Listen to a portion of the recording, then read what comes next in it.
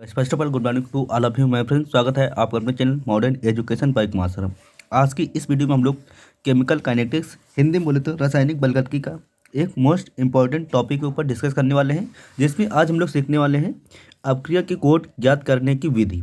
ठीक, अपक्रिया की कोड ज्ञात करने की कई सारी विधि होती हैं, जैसे अवकलन विधि हो गई, ठीक, अर्ध आयुकाल विधि हो गई, गुणात्मक विधि हो गई। इस तरीके से कई सारी विधि होती हैं। तो आज की इस वीडियो में हम लोग सीखने वाले हैं अवकलन विधि।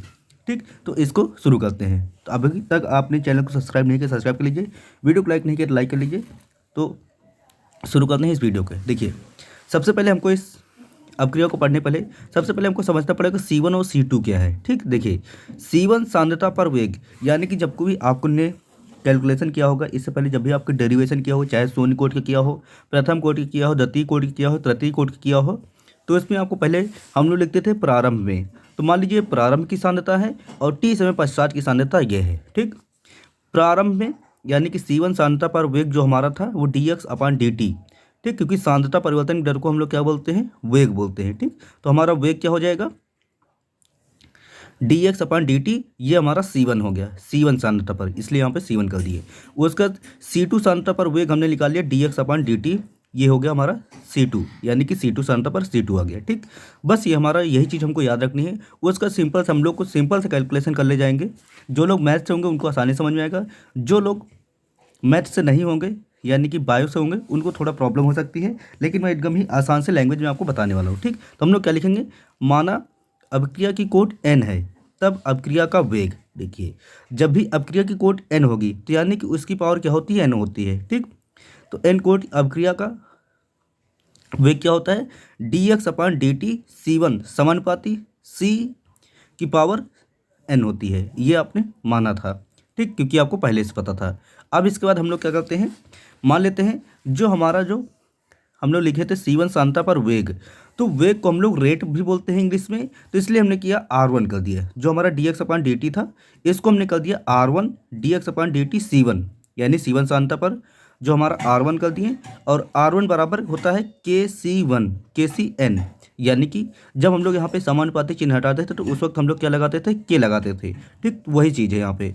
R1 बराबर आपका हो जाएगा KC1 की पावर n, R2 बराबर हो जाएगा KC2 पावर n। ठीक, ये हो गया। तो गाइस उसके बाद यहाँ पर हमारे दो समीकरण बन जाएंगे। उसके बाद हम लोग क्या करेंगे, समीकरण 1 और 2 से, यानी कि समीकरण 1 को समीकरण 2 से भाग दे देंगे। ठीक, कैसे किया हमने, देखिए यहाँ पर जो हमने R1 लिखा, R1 लिख दिया। R1 बराबर क्या था, KC1N, तो यहाँ पर हमने लिख दिया KC1N लिख दिए। ठीक, उसके बाद R2 बराबर क्या है, KC2N, तो हमने लिखा R2 बराबर KC2N।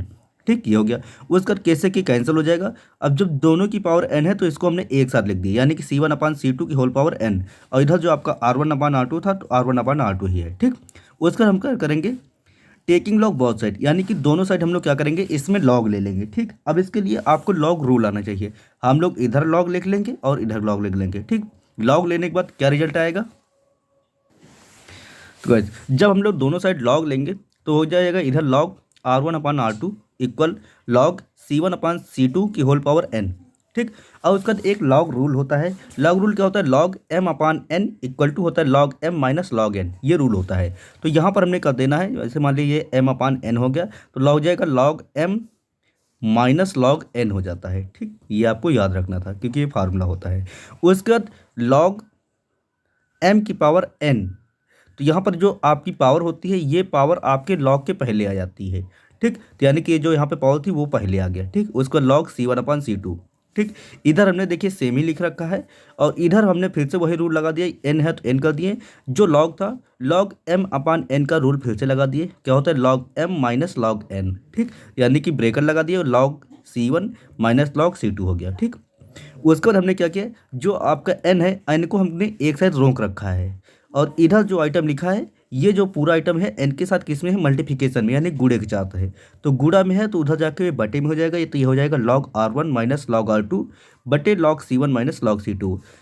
ठीक, जब किसी अपक्रिया का आपको सांद्रताएं दिए हो और रेट दिया हो, ठीक, तब आप लोग इस तरीके से हल कर सकते हैं इसे। ठीक, अगर आपको नोट्स वगैरह चाहिए, PDF चाहिए तो आप मुझे कमेंट कर सकते हैं।